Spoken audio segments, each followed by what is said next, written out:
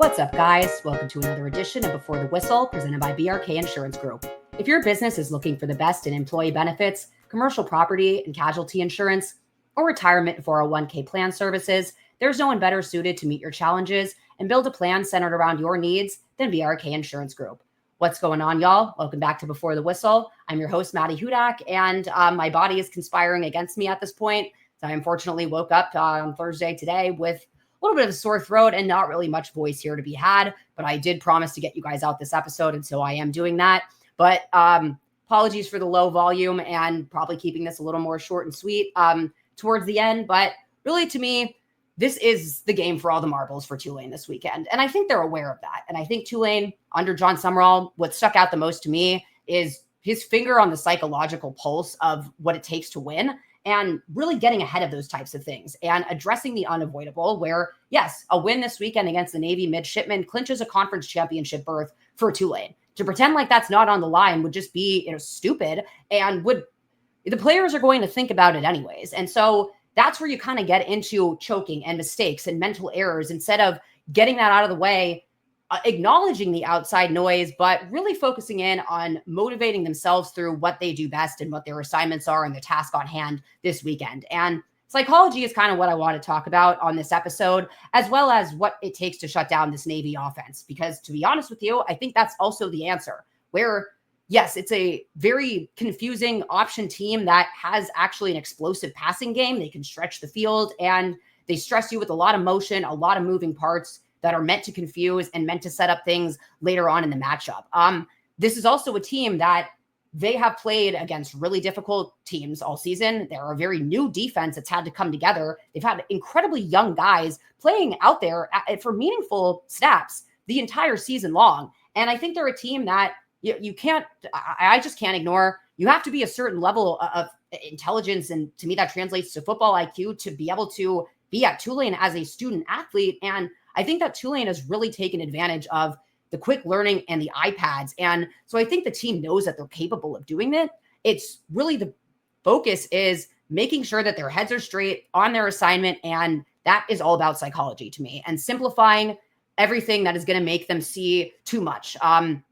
Going into the motivation side of things this week, and I think kind of one of the mantras, if not the weekly mantra for this week, is see a little, see a lot. And you can apply that to both sides of the ball with looking at what they're trying to stop here on this team. But to me, what's also as important is the fact that these phrases this year, every week has had its own slogan, for lack of a better term, its own motivational tactic. And I think it's really mattered in terms of Tulane really taking every opponent seriously and being really ready for this week, because they have treated each week as its own separate category with its own separate meaning. And to me, that really matters. And so I started this show really focusing on psychology. And as Tulane enters really their biggest mental challenge yet this weekend of just balancing all the outside noise and all the stress and the execution of two teams that I think largely want to do the same thing out there, whoever has the psychological edge might very well win this matchup. And I think Tulane's really focusing on making sure that they're the team that has that. To me, this is really the first week for Tulane where you have to account for the outside noise. It's not enough just to say, just shut everything out and focus on ourselves. With the championship berth being at stake this weekend, to ignore something like that, I think, to me, this is kind of where I really look towards psychology as being a really big competitive advantage here for Tulane. The psychological art of choking, it's a thing. And we learned about it in sports psychology, where they have to hit a certain level of mental difficulty and importance. But once that climax hits, that's where you start to see, what's called as choking, guys missing uncharacteristic free throws. There was a game at some point, I think there's been several since, where, a timeout has been called out after someone already had called a timeout, leading to a penalty. And you just kind of think, what is going through those people's minds in these situations? A lot of that is just the psychological effect of choking. And I think that what's really impressed me this week with Tulane's approach is they've definitely accounted for that, even if they haven't so much said it out loud. And I'm going to kind of talk about, my conversation with Rob Green, the safeties coach, and the defensive strategy there, and not so much simplifying it, but just kind of putting it in for lack of a better term, basic terms that don't make things a little bit too complicated with what's going on with this offense that they're going to have to play against. But to me, you look back at this time last year and there was outside noise that was starting to come in a lot and it was impacting the team. And obviously that was a lot worse outside noise with respect to, coaching things going on with Willie Fritz, what have you, that started to kind of, I think, form around this time last year. But it was also the fact that the Tulane team, they were hurt and they weren't really winning in a convincing fashion. And so it was kind of a question of, is there an alarm to sound? Whereas this week, this is a game that, this is what they've been playing for all season long. And this is a team that's firing on all cylinders. You saw them play multiple complete games at this point, and I think they really understand that this weekend. But this whole season long has kind of been an interesting psychology for someone that was my background. And I spoke to a lot of classes this year and high school and college students at Tulane and keep bringing up my psychology background and how much I think it matters. But it's just something that has been very palpable with John Summerall's approach to coaching.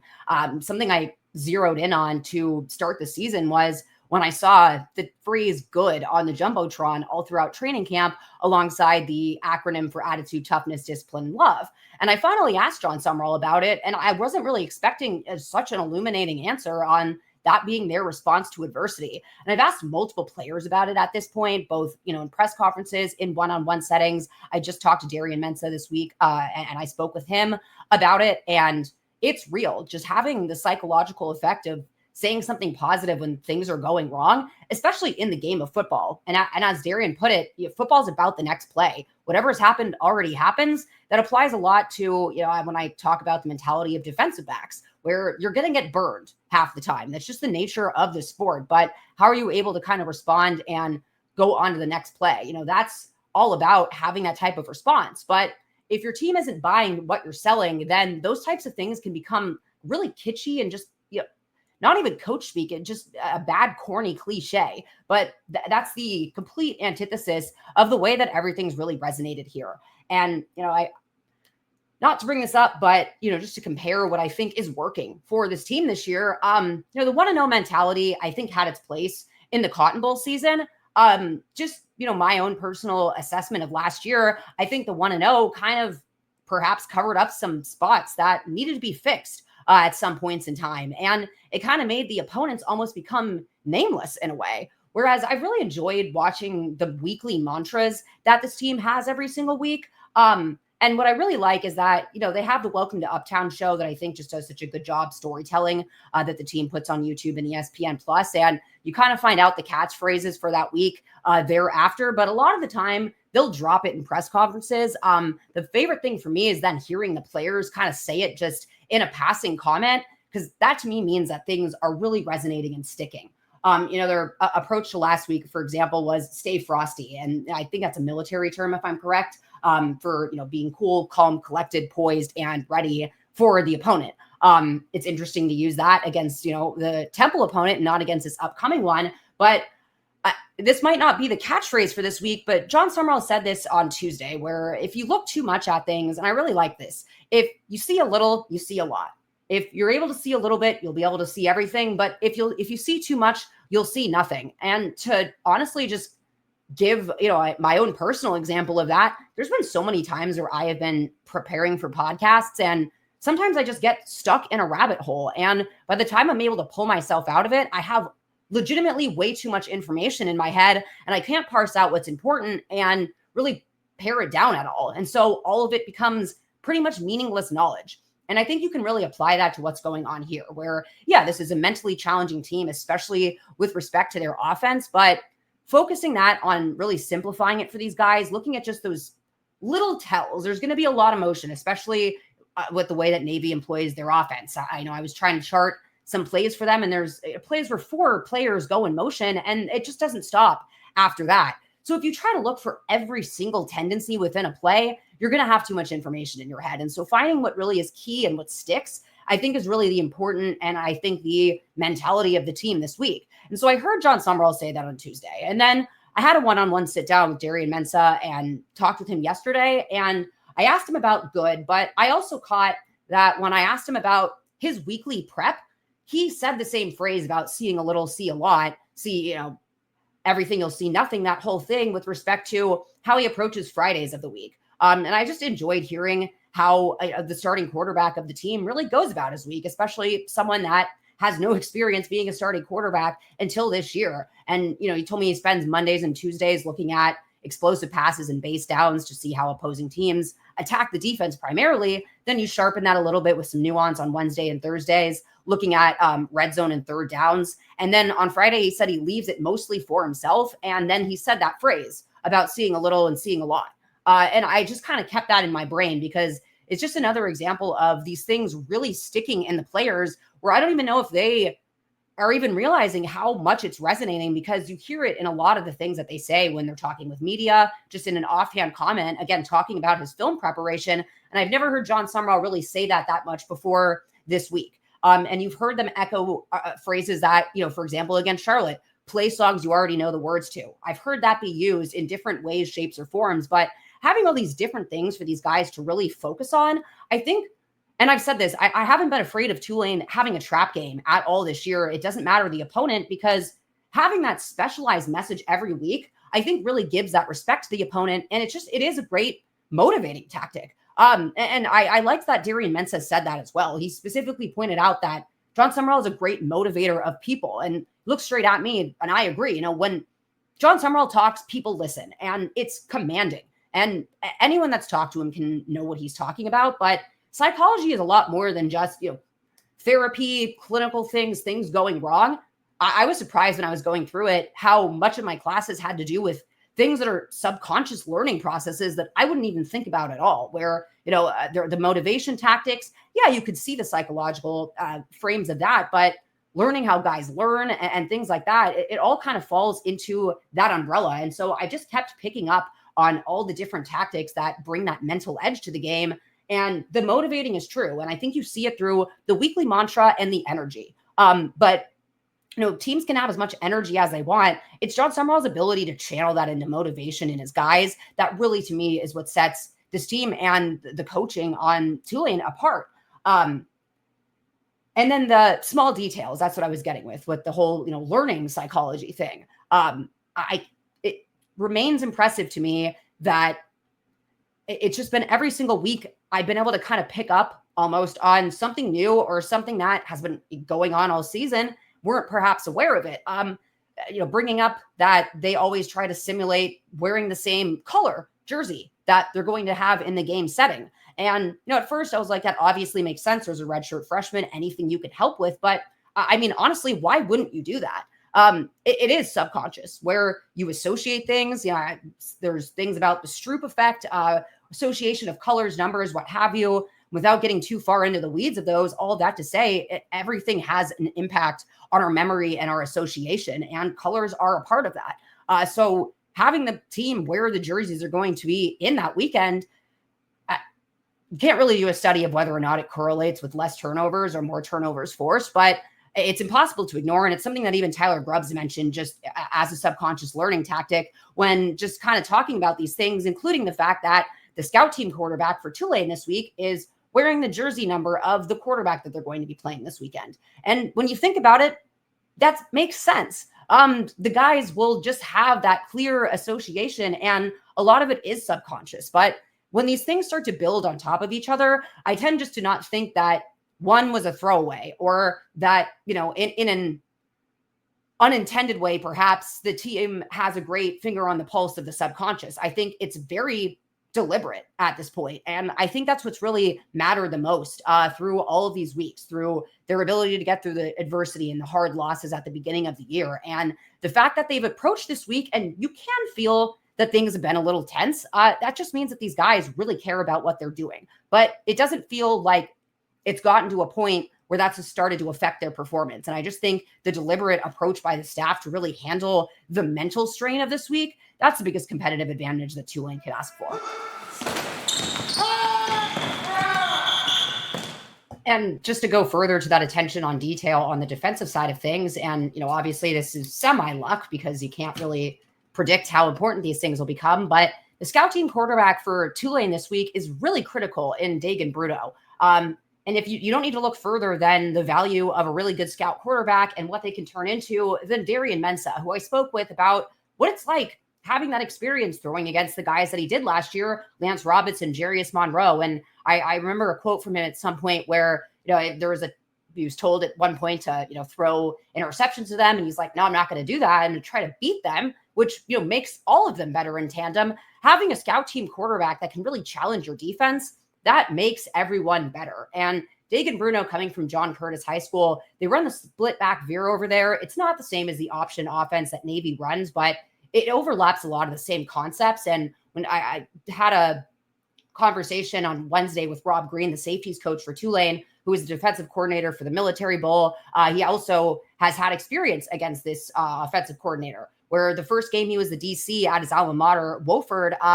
There was a lot of FCS history there with the OC for Navy and his various coaching stops playing against them. So they're kind of aware of how to attack this defense and this offense this weekend with respect to the defense. And it's one that I think Tulane's kind of getting at a good time with respect to health.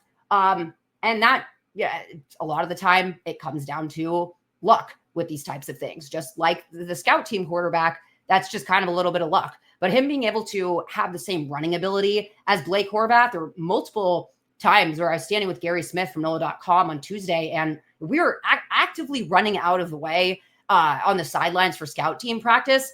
Usually that happens once a practice and it's just an errant passer or something like that, or a play in a team drill. But we were kind of unprepared for the scout team quarterback to come running straight at us full speed. So to have a guy that not only, can run that offense, but can focus on the nuance, which is what Rob Green pointed out, that's really important to me. And having a quarterback that can run, because that might be the key to shutting down this offense this weekend.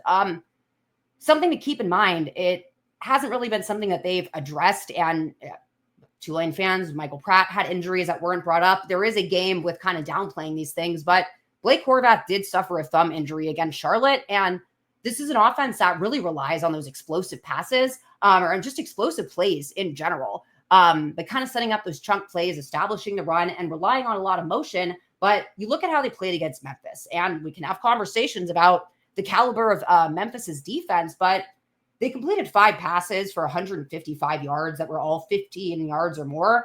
They also had 7 run plays in that game for 258 yards, and that included a 46-yard run by their quarterback, a 60-yard run, and a 90-yard touchdown run by him.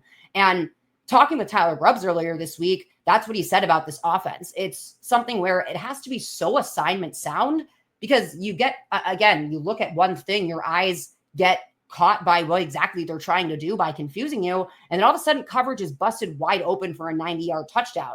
And that's really how they try to exploit opposing teams. But then you look at how they've performed ever since that injury, if you will. He only completed 2 passing plays for 53 yards against Notre Dame. And that game was a mess. I tried watching the majority of it. They put themselves in such a hole with turnovers. If anyone thinks that protecting the football, controlling the clock, and not turning it over, that's ever coach speak, go watch that game. It's not just on the quarterback. There were multiple special teams turnovers. I mean, it was really ugly football. So I guess it's hard to kind of analyze from that perspective, but they go out and play Rice. Tulane played Rice, and they did struggle against them, but they were more of a imposing front against the run.